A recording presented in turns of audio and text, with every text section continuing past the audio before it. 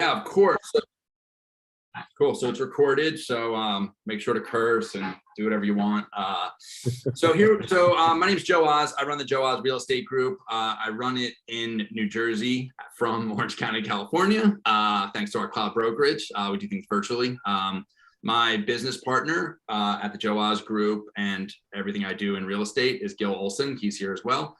And so what we do, this started a long time ago. We just kind of we just want to give back. We come from abundance, right? And we feel like no one succeeds alone. And that's really, really, really true at our cloud brokerage, where we all kind of work together and run together. And, what we believe is in our world, agents have gone from competing to collaborating. And it's really, really fun, man. And so I would do these trainings all the time, and I just ran out of ideas. I got really tired, and I started inviting the people. Agents would have questions, and I just started inviting the people that were really the best in the industry, and started bringing people in to have conversations, maybe kind of sort of like a podcast kind of situation. And it really has been a really awesome thing that we've done. So today we have Kenny and Elias from Fast Realty. These guys are, I don't know, man, they're just kind of crushing it, man. They're really great guys. When I met Kenny, we were eating bone marrow in Mexico, Guadalupe. And, by the way, Kenny was just doing some cool stuff, and we happened to be in the same group at EXP. And, I was a Keller Williams person, and I went to Keller Williams because I wanted to collaborate, and I wanted to ask people to help me. I wanted to ask for help. I really wanted to be like, yo, you are killing it. Can I please have some help? And I did it a couple times, and I felt like I got my finger bit, I wasn't allowed to ask for help, and I thought I was, or I got embarrassed and things like that. And, I just got anxiety and vulnerable. And when I didn't really find collaborators. That was my experience. And I reached out to Kenny for the first time through through Facebook Messenger. And you know what? I asked the dude, I'm like, yo, we're both going to Mexico on this mastermind. You want to go to dinner? And he's like, yeah. And then we got this group of people together. We went to dinner, and now we're doing stuff like this. So that kind of culture kind of is probably what we're going to talk about today. That kind of culture that you guys have is probably what's attracting 200 agents to your organization and getting you to 100 million pending. And that's kind of where we're going to go. So I'm going to thank you guys for being here, and I'm going to hand it off to Gil for the first couple of questions. Hey guys, yeah, thanks again. I just want to also just give a shout out to you guys and what you're doing and what we're watching. I got into this business because I could see it changing from the outside, and knew that there would be a lot of shifts and opportunity in those shifts. And then once I was in, I started looking around with Joe to try to find the people who were on the scent ahead of us. And it's really cool to see your guys' story and watch you on this inflection rocket ship and kind of blaze the trail on what we sort of envisioned as being possible, and then watching it happen in your market and what you guys are doing and learning from it, the good, the bad, the ugly, and all that stuff. So that's what we want to dive into. So thanks for coming and being so open to share what's up. I guess the first question I'd ask you guys is just how did this all come about with where you're at right now? It's not an overnight success, I'm sure. Kenny, if you could just give us a bit of your potted bio in 1 or 2 minutes of how you got to the point, maybe up to 18, 24 months ago before you hit this massive inflection point. What did that look like? What was the hard work before the overnight success, and how did you get to the point where you started? Yeah, so this is my third time running a team. My first attempt running a team, my third year in business. Before I was the number one buyer's agent in Oakland. So imagine that's just a lot of driving. But I started a team late third year that year with Tom Ferry coaching.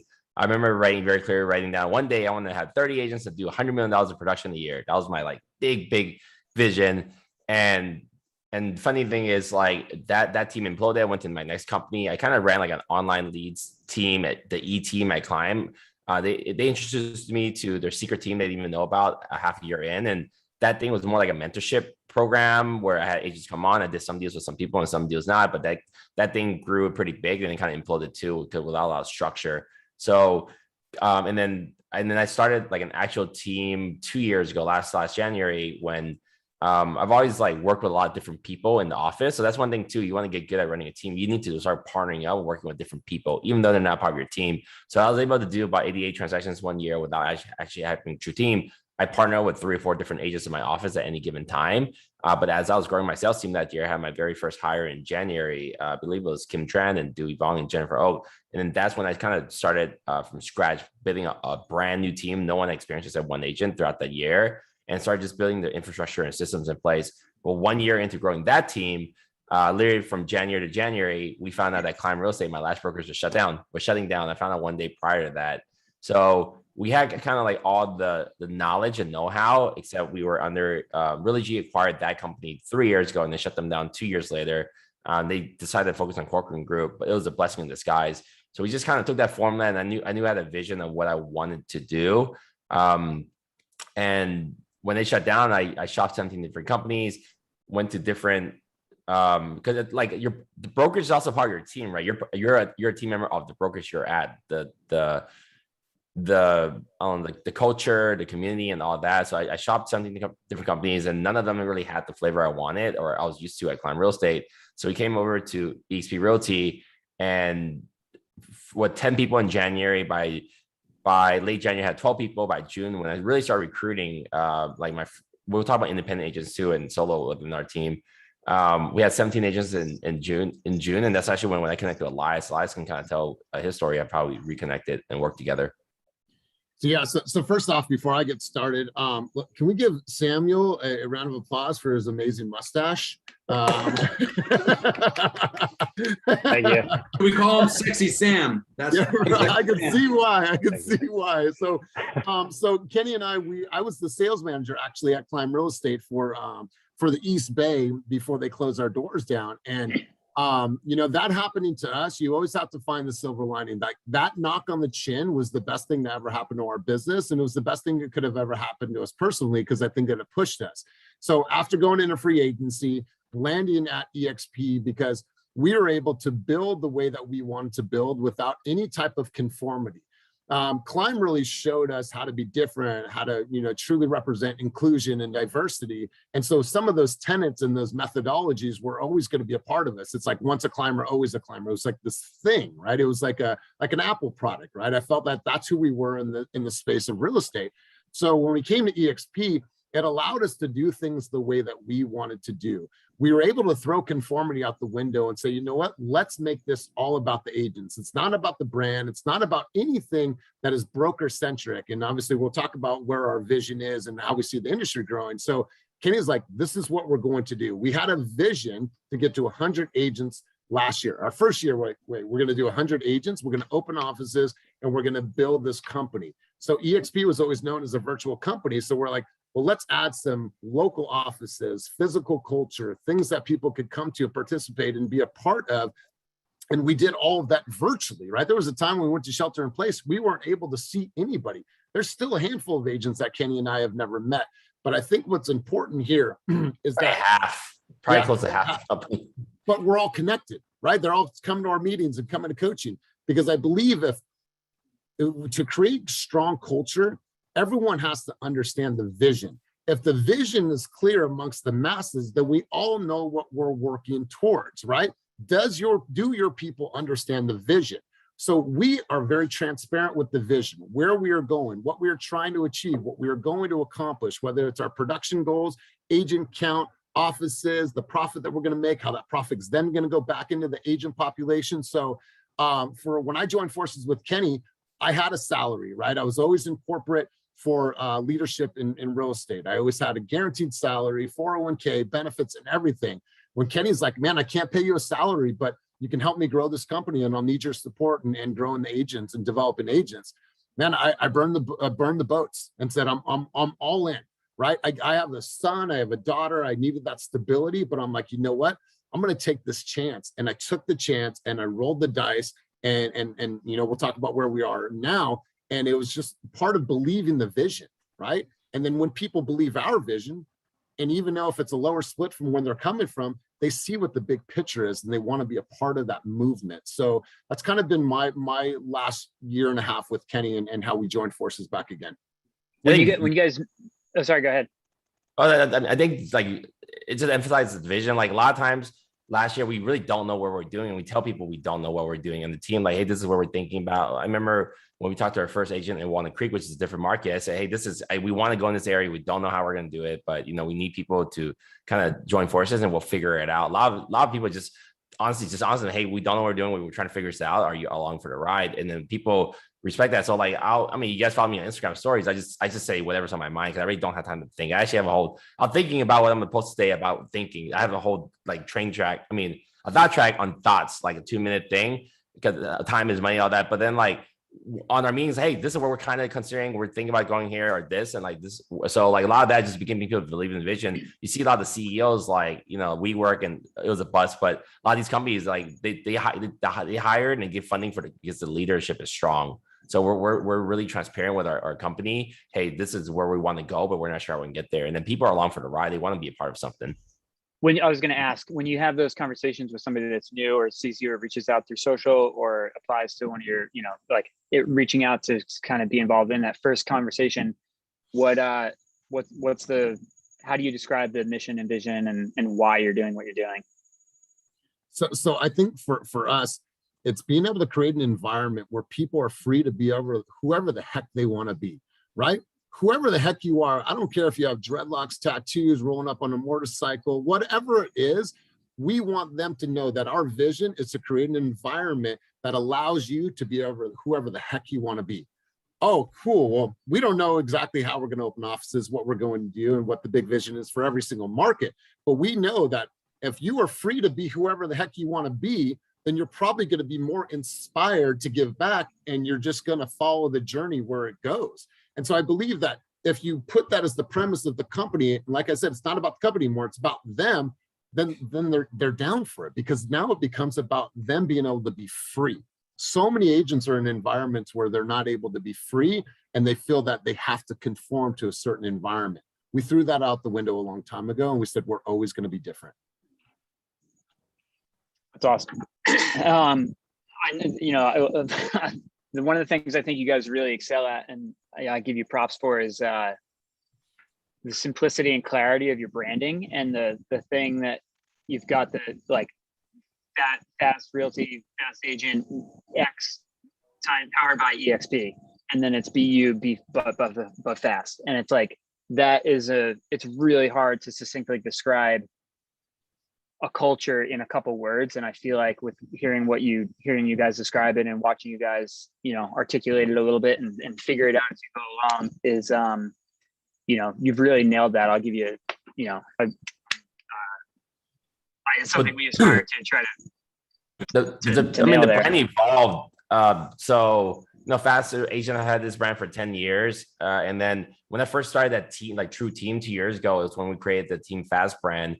Because then I realized that running that company to me, I just need something more like known. So Team Fast was the brand. But then last year in April, we filed for DBA for Fast Real Estate, and we got approved by the DRE in August. I think it's like a Pokemon. You go from little, on a Charizard all the way to whatever that thing is, like 3 levels. So there's Fast Agents, there's Team Fast and Fast Real Estate, but Fast Real Estate really established us as a company and broker. And through that space is when we can start grooming other people within our company. It was really confusing early on. Like, okay, Team Fast is Kenny's team within the company, where Kenny's on those deals. Fast Real Estate, you come in as independent and then you do your deals here. But then Fast Real Estate agents start using Team Fast agents, and it's really as confusing as it sounds. So now agents on my team use Fast Agent, Team Fast, whatever. And now we've evolved to the point where ideally, like really, we had this new split model. Before we had sliding scale split models, but now I'm kind of out of production. I don't work with any buyers anymore. I do a couple listings every month.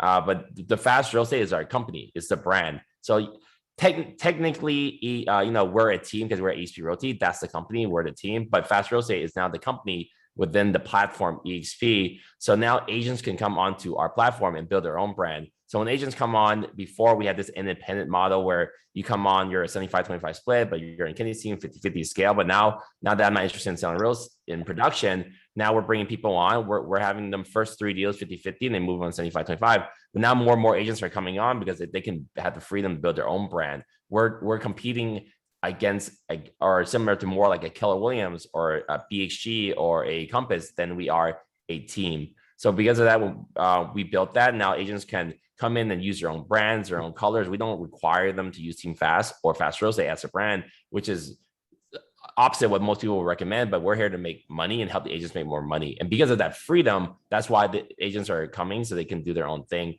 We're giving them the support, the leads, the structure, everything, office spaces, the community, but they don't have to rock the brand. But there is a lot of clout and benefits of rocking the brand. One is, just it's fun. And then the other is like maybe agent attraction. But our agents come in, they can have their own logos and stuff like that. We actually encourage them to create their own brands and colors within their company. The Team Fast Real Estate brand is a placeholder until they discover and kind of like come into their own being. If you follow our team, they have really cool TikToks and reels and stuff that I've never done one before, but that's where we have a community. We're kind of encouraging and grooming that. So yeah, actually, I guess. Sorry, Elias. If I can, I'm just going to show you a quick example since we're on this topic. And people always ask us, what is a fast agent? So the fast agent is whatever the heck you want it to be, right? So, here's different brands. Melody Moves You, Call King, the Numbers Agent, Jen O. Combs, that's our original Team Fast, logo and branding. So it's basically whatever the heck an agent can see, and then we'll help them conceptualize that and put it into something cool that represents them. So once again, it's not about us, it's completely about them. If they ever want to rock the hashtag fast agent or fast real estate, they don't have to. It's completely up to them. This is the number one thing I think I was coming in to hope to understand as we try to scale here is like, I love that the be fast culture, the brand, all that stuff. And then when you have that ability to white label the infrastructure, essentially, how does that, is that confusing to the consumer? Like, what challenges have you had in that scenario? Like, what does that look like on boots on the ground when somebody's creating their own thing? Like, I can even just think, like, I've seen your guys' trucks where you're doing open houses. It's like, is it all fast agent signs or do they get their own signs? Like, what is the logistics behind all that? I mean, kiddingly back then, but like semi, like, Side Real Estate is doing really well. They did 8 billion production last year, and why agents are leaving their companies to go to Side Real Estate, they get their own brand. But then you have to be like a 30, 50 amount producer just to be affiliated with Side. So kiddingly, we're like, I talked last year, like, I want to kind of be like a Side Real Estate for broke agents. We're not broke. They're 10, 20, 30 amount producer. But like, there's no companies where they really encourage branding. It's all about the company brand. It doesn't matter if you're a company. So we went at it differently. So you're asking the consumer. Well, in the ideal world, I don't even want the consumer to care what fast real estate is. It's all about the agent, the person. Yeah, and then because that's what everyone says, but are they really truly believing it? All the companies say it's all about the agents, but you're required to use this type font, this color, this branding. You have to go through multiple layers of approval just to use something. So like here, like we let agents do what they want, and we want to be the white label company, and that because that's going to attract more agents to the company. Right. I guess where the part when I just try to think of like specific examples of like, all right, well, if you're doing 200 plus agents and everybody's working as a team or whatever, and just do they buy their own signs with their branding on it, or is it like you have we open house signs on it? The stuff we pay for, like the open house signs, is going to be fast real estate. It's just we gave them a new style. It just says open house on the top with this. I found this really cool arrow. Went to 15 arrows, and then in the middle of it just blank white space, and the bottom says fast real estate. So we have a couple hundred of those open house signs, and the way that we use our open house signs is there's this huge rider on top with their name on it, with their Instagram handle. It's very similar to our for sale sign. So those we pay for, but if the agents want their own stuff and design their own stuff, they just pay for it on their own. So we encourage it, but we're not going to go out of our way, to so they can use the branded stuff that's in a warehouse somewhere that squads can deliver. And then, but if they want to go the extra mile with their own signage and stuff, then they can just add their own as their own. Yeah. And then we have someone that sets up all their open house signs too. So it's like, hey, I have an open house from 11 to 3 o'clock. All the signs are put out for the agents, and then they're picked up at the end of the day. So you're not running around all sweaty trying to get ready for your open house and put out signs on the corner of Broadway and First. It's all done for them. I saw the truck with 100 signs and like 4 or 5 people. No, that was my brother picking up the signs for me. My brother's our team runner. He does we're opening all his offices and a lot of different things.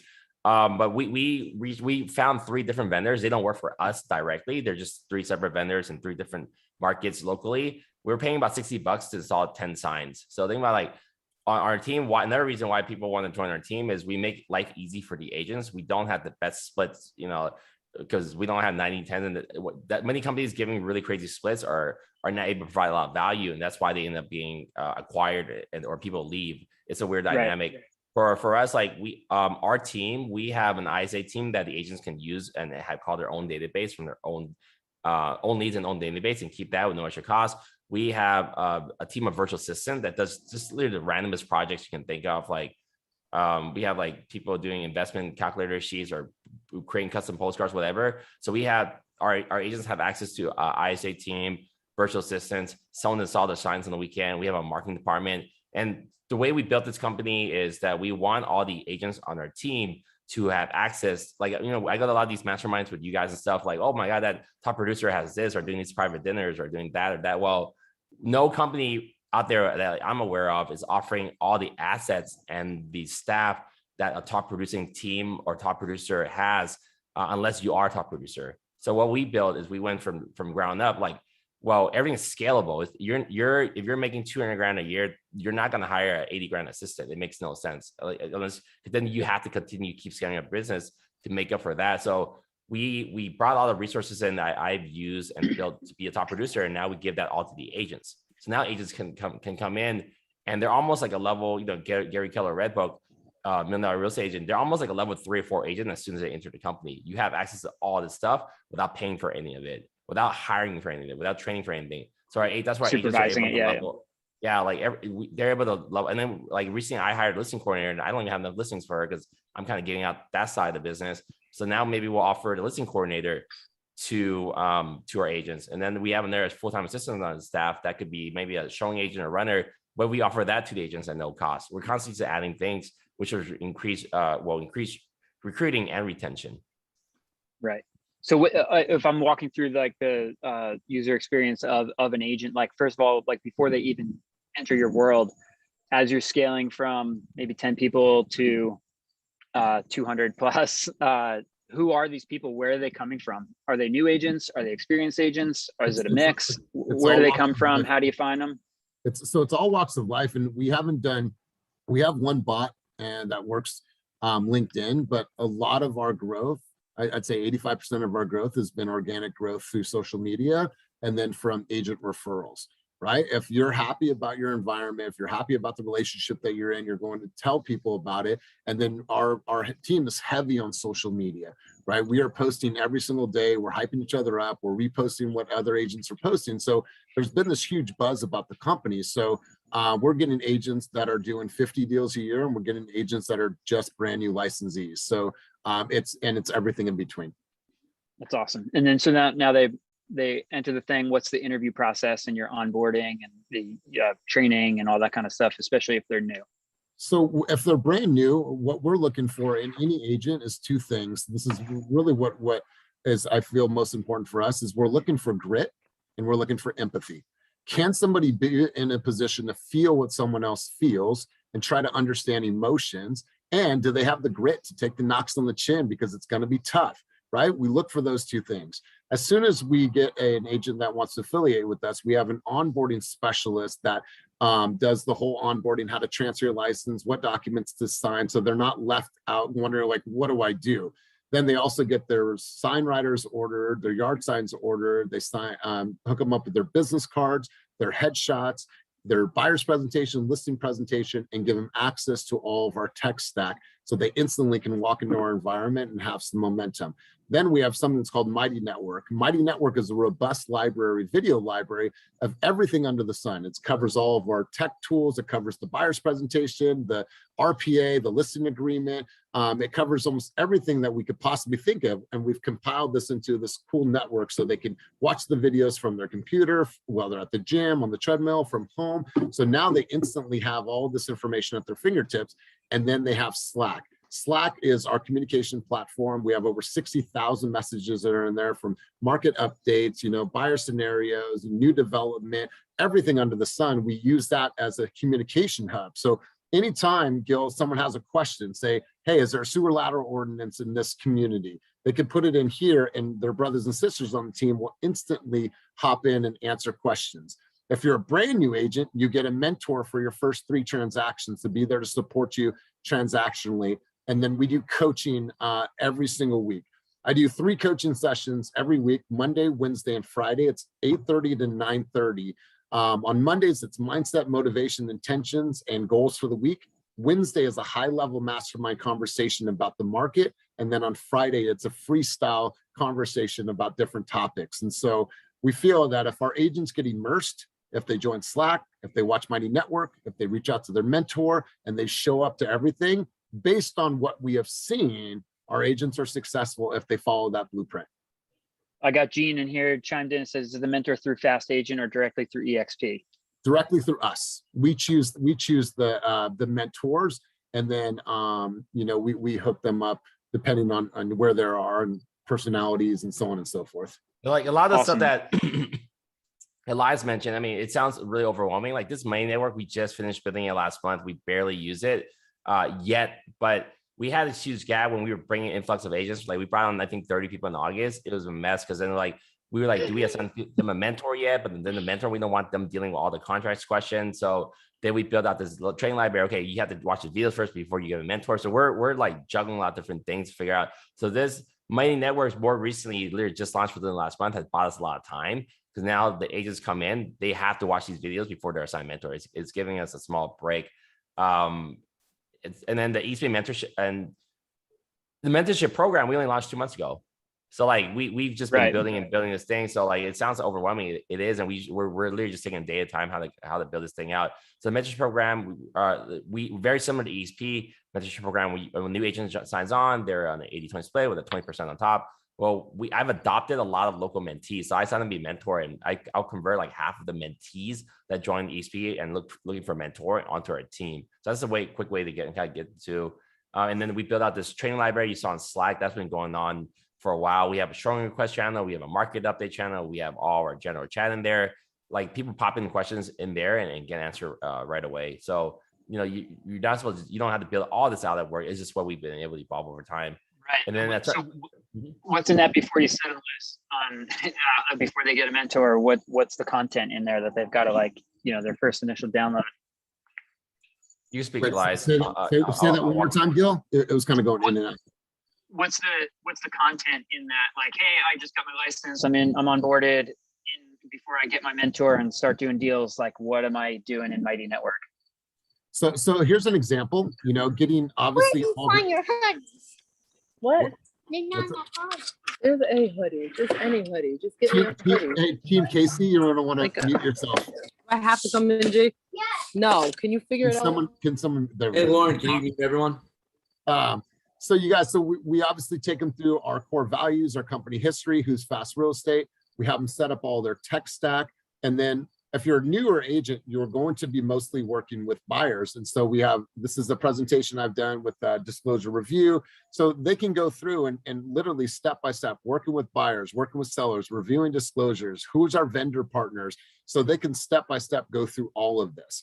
I think for us, most importantly, if you're a newer agent, you need to learn how to prospect, and all this stuff is important. How to fill out a contract is important, but if you don't know how to get there, it doesn't really matter. So we want to make sure to teach people how to be expert communicators and expert prospectors, and then we record everything obviously past that. So it's company, our history, our values, our systems. Once you have all of your foundational items secure and you're ready to go, now how do I work with buyers? How do I get buyers? How do I lead gen? And then we start from there. Awesome. And then and then I know you guys have this is something that I think is definitely going to be the future as real estate scales and the internet enters the market more and more. Squads, this idea of like a more experienced agent helping a squad of less people. I love your draft idea. I'd love to hear the origin story of that. Elias, can you put your slides from this morning? We had really cool slides. While we pose that, we just had our squad meeting. Like, just a quick recap. Like, so our new, we have lots of support, more experienced agents too, but new agents come on, they're plugged in with a mentor. They have a training library. they have our in-house broker, and they have Slack. So there's very little things they can't find a resource for. A lot of the hard part is just like making sure they understand who's going to what. So early on, the mentors were overwhelmed. Like, why am I being asked all this stuff? It's not worth it. It's not ROIs in it. But now, okay. Send them, when someone asks you a question, redirect them. Have they asked on Slack first? Have they checked the library? And then we can help them with that. If it's a really great question, put it on Slack. And then Karina, we have our in-house broker person. She literally has the entire channel to herself. We call her the Oracle, that has like very high level stuff. I think Karina's actually on this call earlier. So this is like just more like very technical stuff. This is what many people, why they say at like a more traditional prestigious broker, because they have the legal updates and all that. So we have a channel for that kind of stuff. Nice. Like new developments, market tools, you can kind of see the channels we have. So we're very versatile. And then we just had our squad meetings today, and Elias can kind of talk about that. Yeah, so obviously the question came up, like, what are squads? So we launched Zillow Flex about 8 months ago now. No, 7 months ago. So Zillow Flex is direct buyer connections that call in about a particular property. Then those calls are directly connected to one of our agents. We are the very first Zillow Premier partner in our area, and we're the largest Zillow Premier partner. So on average, we're getting about 450 leads every single month. They're going to up that based on our conversion as we grow the program. So what we saw as the program started to grow, we saw an opportunity to develop leaders within the company. So we developed squad leaders, and actually one of our squad leaders is on today. A squad leader is I like to think of them as like an elite task force, right? They're the Navy SEALs inside of the Navy. They're designed to help with, conversion, help with communication, be a layer of the coaching department and sales department to drive production and change behavior. So we've had great success with our squad leaders. We have 8 squad leaders right now. As we grow, we'll probably add more squad leaders, but this has given them an opportunity to step foot into leadership. Some of them have never been leaders before. And then it's also helping to see, well, who's going to be the future leaders of this company? Who's going to be a part of senior leadership in the coming years as we grow to $1 billion and $1 billion plus? So, give you an example. This was one of our meetings from this morning. We just launched the new round of squads. We do it every 3 months. So what we do is we have the agents or the squad leaders do a draft day. We pick the squads. Then in 3 months, we change every single squad and they get a new squad. They can never have somebody twice on the squad. So it gives an opportunity to influence more. The agents get to learn from different people. And there's always this sense of, I got to rebuild. I got to rebuild. I got to rebuild. So there's no sense of like, I'm going to get really, really comfortable with this squad. No, I'm going to highest impact in 3 months. And then we're going to move on to the next squad. No clicks too. Cause then I was going to say no click yet. Yeah. Like we're creating forced friendships. So, and then they hang out with their squads once a week for like a quarter straight. They have their own happy hour. They have their own meeting. And then we have 6 offices right now across 5 cities. So you realize like with this, there's not like, okay, well, this office, like traditional brands, franchise, right? Okay, this office is this company, this office. And then now we really have the agents talk to each other online, rotate. So we're truly a regional team. We're not even down to the city. So now people are like really, really making friends. And that's a really powerful part of creating the culture too. Yeah, I think I really admire that build out. And I think that's a way of the future. Yeah, somebody, Candace just chimed in. What's the incentive structure for squad leaders for that time and all that stuff that you were talking about? So that's a really good question. So for our top level for 3 months, the top person gets 10 G's. The second person gets 7,500. Then it goes to 5,000. We changed it this morning, Kenny. 5,000. We just changed this morning, but it was 10, 7,500, 5,000, and then 3 lowest winners get 2,500. But today we just upped it today to 10, 8, 6, 4, 4, 4, 4. So because then think about like that's probably gonna cost me, I think like 120, 140 grand a year. This is better than hiring a dedicated sales manager to operate everything now, because now we're buying in back to the company. Now we're grooming the leaders. And then we really focus early on the 5 levels of leadership. So they all have the book. They understand what that means, build rapport with different people. And then with this, we've had a couple of squad leaders rotate out that want to focus more on their business, which is great. Now we learned that, there's a higher ROI for them in business, but now they've developed a skill set and they have more reported companies. So this is more like, now we're thinking this could be more like a training program. People come in and lead the company. It's really hard to find like true leaders. You know, we have a lot of great talent on the team, and also we have a lot of new people coming on, and we don't want them immediately jump into that type of role without rapport and some not seniority, but we brought on 100, I don't know, 30 people this year already, and like 100 was just in the last 3 months. So we want them to establish themselves first. But this could be a great training program for people to kind of level up in their business. And like I said earlier, this could open up more opportunities because as we're scaling, we're not going to be able to manage, you know, I mean, ideally, I think we'll have 300 agents by this end of the year. Next year, it might be 600 agents. We will need multiple, like, I don't even know what that position looks like right now, but we need multiple people. So we don't know. So right now it's like my role went from sales manager, director of sales and coaching. Now I have leaders that I'm helping to develop their skills. Well, my role is going to need to grow. We're going to need to have more sales managers. We're going to build the squad leader position up. So it's going to be constantly a constant evolution of these leaders within the company. So, and you know what else it tells us? It says who wants to be a leader long-term and who doesn't, right? They might do it for 3 months and be like, I don't really like this. Cool. Awesome. I have a lot of people that want to give this a shot and see if this is something for them.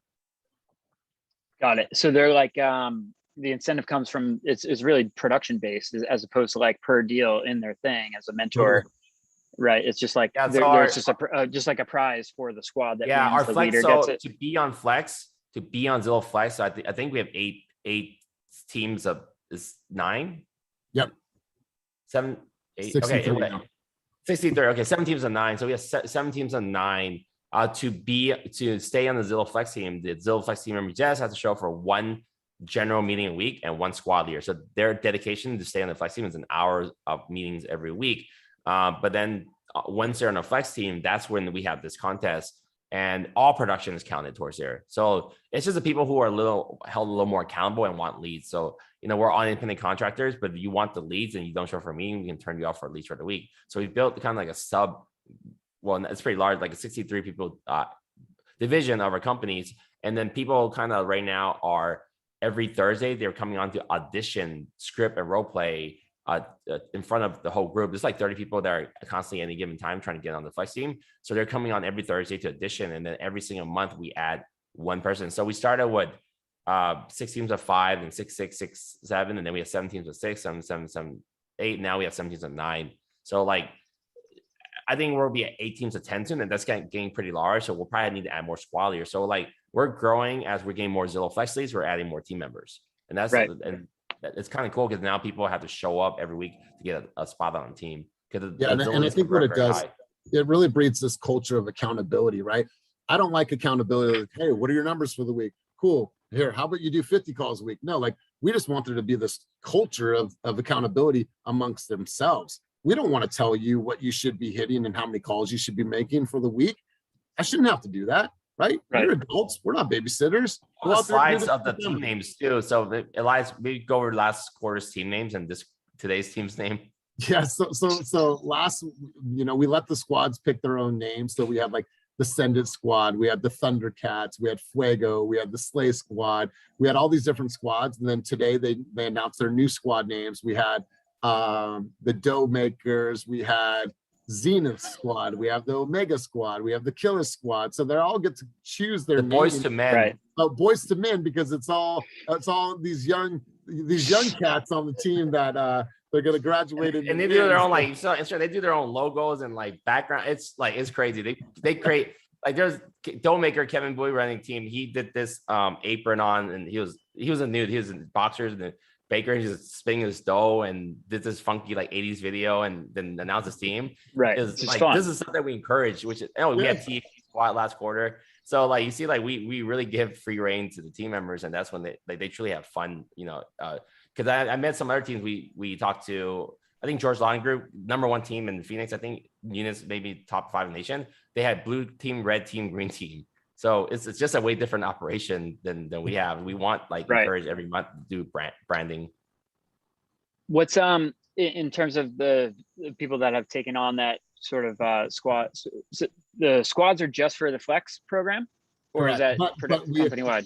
So it's we pay them people based that are on in Flex production for the 3 months, but we also include SOI business as well. It's not just Flex deals. So okay, we give them a point for every single deal, or half a point if they're partnered, and we count all productions, not just. But to be in the squad, you've got to have gone through that the script application or audition to be on the Flex program, right? So everyone that was on Flex audition went through the same exact route that everyone else did.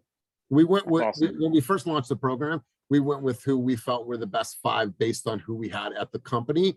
And now we've grown significantly. And through that growth, you find other leaders as well that are willing to step up. Yeah, that squad did like 100. I think we did like 180-ish deals. Just those. I mean, remember they're adding on people too. So on average, about 50 something agents did 30 last quarter. So all the agents are averaging 1 deal a month on the squad, and that's just one part of our company. So like the other people want to get on because they see how productive these agents are. And then before we open it up to questions, what's like a day-to-day? I kind of get the day-to-day picture of when you're new. If you take on a little more experience, what's their day-to-day look like? What's their pipeline look like? And how do they focus on listings or buyers, or what does it look like to be somebody that's maybe 18 months, 2 years into it, maybe taking on some of that mid-level flex squad leader type role? So I think that for a lot of our people, we'll take like an example of Jennifer Oak. So she's in the game about 2.5 years now, came to us as a paralegal, started out grinding on Zillow leads, right? She would pick up the phone, she would work old leads, and was able to develop, business from that. And then through social media, develop business by just simply posting and documenting her journey, right? The simplest of things, document your journey and let people know, what you're doing. Well, all of those lead opportunities that close will then build up her cumulative numbers so she can qualify for programs like Redfin. Well, now she's kind of graduated from Zillow. She doesn't take any Zillow Flex leads anymore. She has Redfin. She has other partner relationships like Landed. And then she has this huge SOI base that originated from mostly online leads. So there should be a graduation phase out of Zillow Flex. And then those people that are top producers and want to maybe supplement their income, they now have the ability to be a mentor. You can mentor 5 people at a time. So if each of those people are doing 3 deals each, you can average anywhere from 50 to 90 G's a year extra, depending on the price point. Then if those people want to move into a potential leadership role or a squad leader role and earn other income and give back and contribute in a different way, they can. But it's all up to the agent. We have agents that will do 50 deals this year, and that's all they want to do. And cool, we'll support you. But if you want to do things, outside of that and contribute in a different way, there's opportunities for that as well. So it's all dependent on the agent. Awesome. One comment on like how the company has grown early on, as a newer team.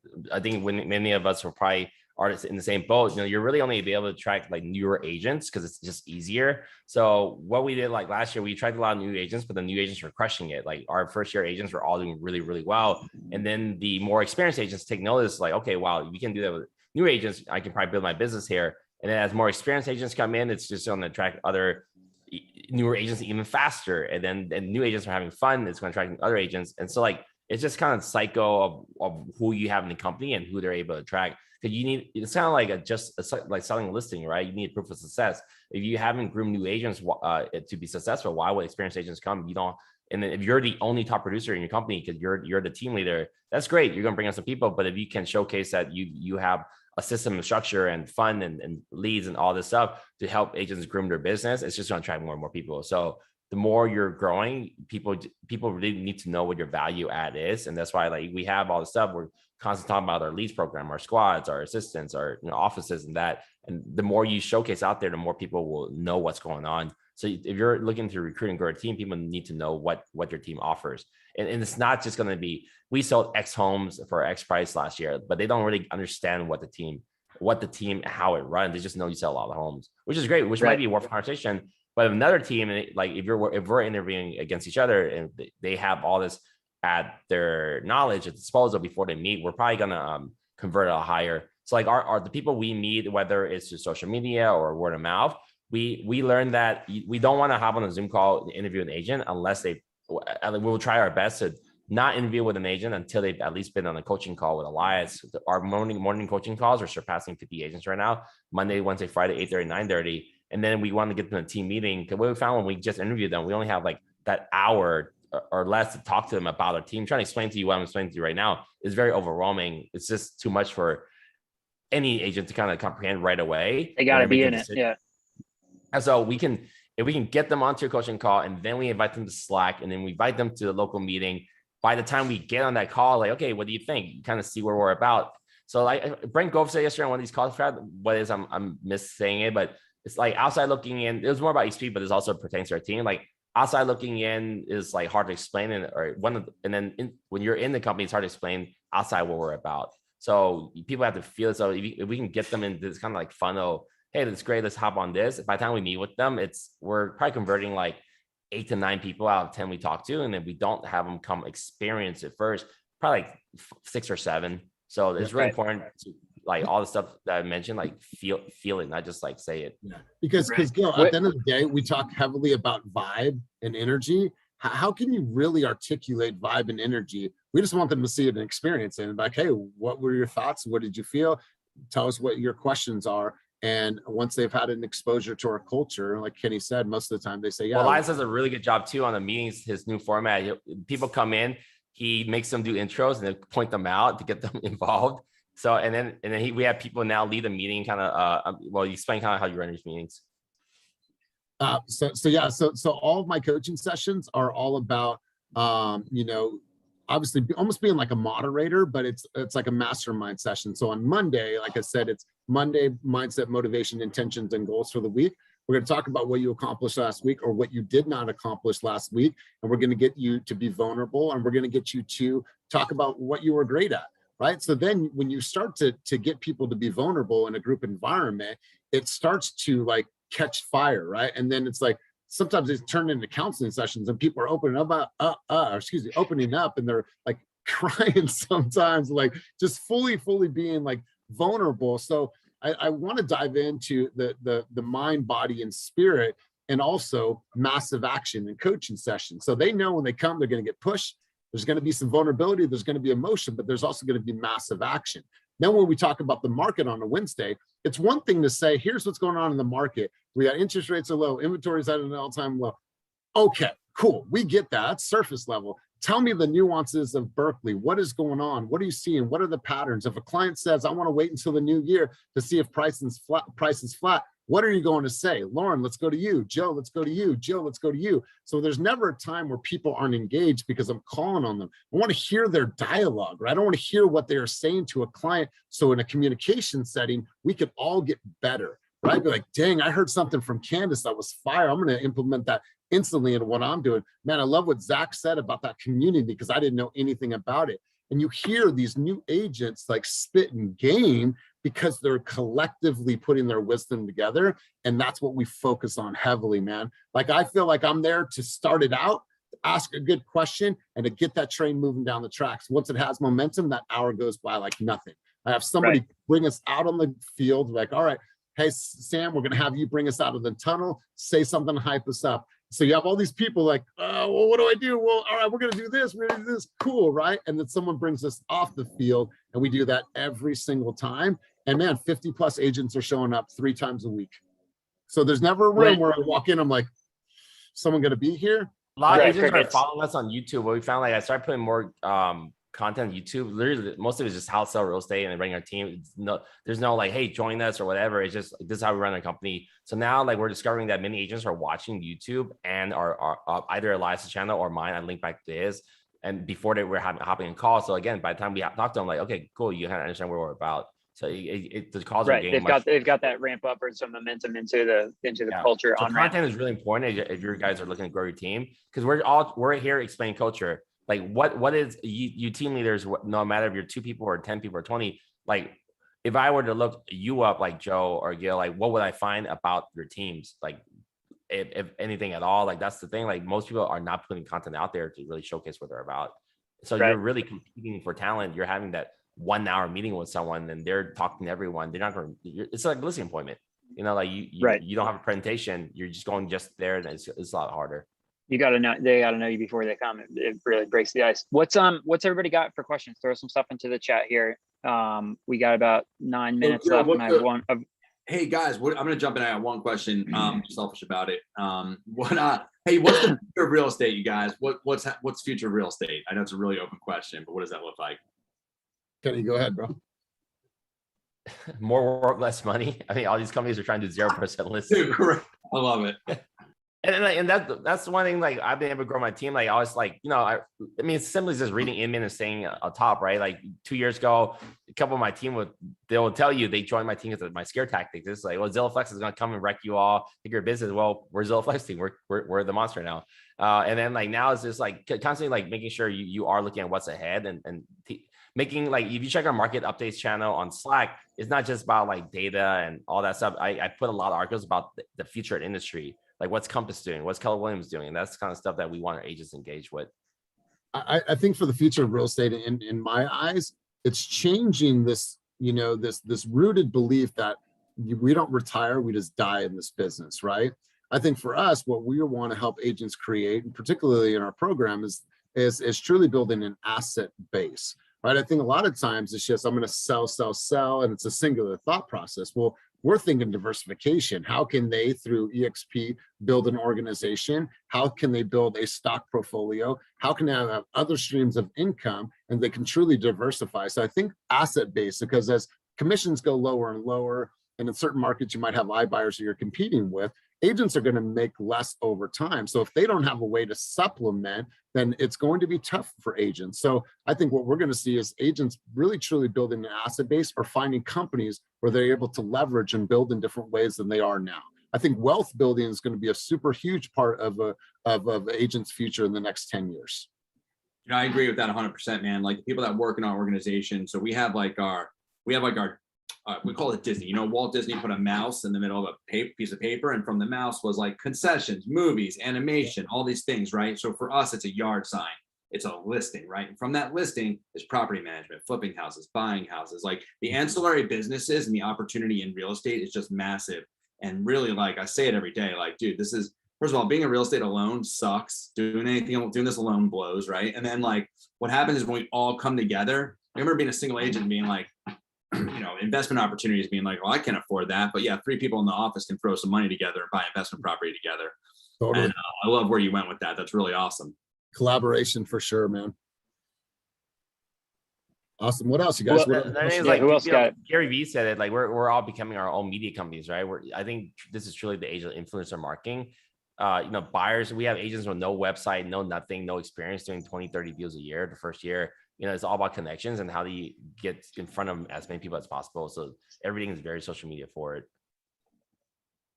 Aaliyah, if you can, drop your Instagram handle. So Aaliyah is one of our agents. She's on right now. She's creating these cool reels. So, like the old school mentality, I need to have a website. Now you need to have a strong social media presence, right? So that's really how if an agent said, which one should I have first? Have an IG account over a website any day of the week. We can say here the feature is teams. One person can't do everything, and it's going to be very structured. There's a lot of flexibility on how you run your teams, but it needs to be kind of very systematic on how you approach business. Like otherwise you can't do this many deals. People are very demanding. They want to answer our way. They think we're like Uber, and if you don't get an answer, they're going to move on to Lyft. It's good stuff. Right. What else, you guys? What other questions? Let's open it up. Hi, thank you so much. This is Amanda Cruz. I'm in New Jersey. So thank you so much for taking your time to speak to us first and foremost. And second of all, you guys obviously run a tremendous organization. I have a small team with 2 buyers, and I really liked what you said. So my question would be like, what's the first step after you have 2 buyers agents and you're providing with them? I know that's a long question to answer, but if you could simplify, what would you say to someone like me to take the first step to get to where you guys are? So you have 2 buyers agents right now, and you? Yes. And then do you have any admin support at all? I do. Who's your virtual? I have a VA.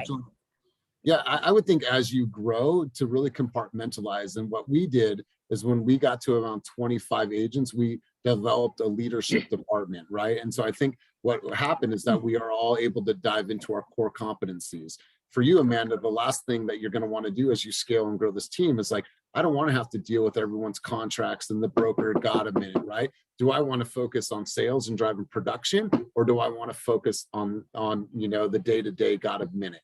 So as you grow and you scale, you have to think about what are my core competencies and what do I want to do and not want to do. You know what I don't do? I don't review any contracts. I don't go over the page after page of the RPA. I know how to do that. That's not my core competency. I want to drive behavior. So I think as you grow, figuring out who and what, right? Who's going to do what and what are they going to do? That's helped us tremendously. Because what we were doing early on is we were crossing streams like, okay, well, you do this and wait, I'm doing some of that. Wait, you're doing that. Clear, define where we're going to go and who's going to do what. Okay, thanks. I'm just typing that in. All right, thank you. Well, I mean, to kind of piggyback on that, it's like I learned that like the most wealthiest people, it starts with what, how, and then who. At some point, I mean, you're thinking way further ahead. I hired a coach last year. I mean, Elias came in as a sales manager. Now he's a director of sales and coaching. We have a marketing assistant now runs our director of onboarding and vendor relationships. We had our trainer come in. Now he's our director of operations. So I think I struggle with teams too. Why we've been able to pick up a lot of other teams. Like more recently, we picked up a lot of people that were like 90-10 splits with their local company, which sounds great, right? But then when you're running such small margins, you're not able to constantly put money back into the business to feed the business. And then what we found too is like many team members leave their team because they're not constantly growing. If your team members are outgrowing you and you're not evolving, you're going to lose some people along the way. And then what I've seen from masterminding with tons of flex, I mean, flex is just your business on steroids. Only 15% of our business on flex, by the way, but it's just an easy thing to talk about.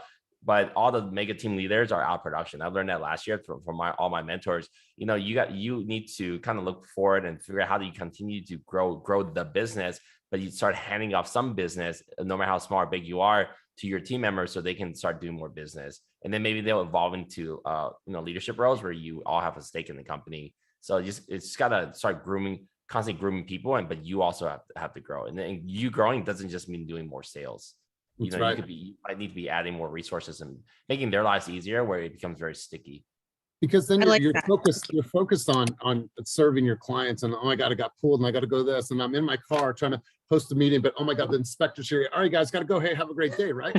So there's a sense of urgency. I got to rush. Like when Kenny and I do meetings, we're here. I've done thousands of meetings right here. I'm dialed in, the lights on, everything. Everyone's shut up. Like this is my time to get. You run a business in your car, and I learned from Dan Bear.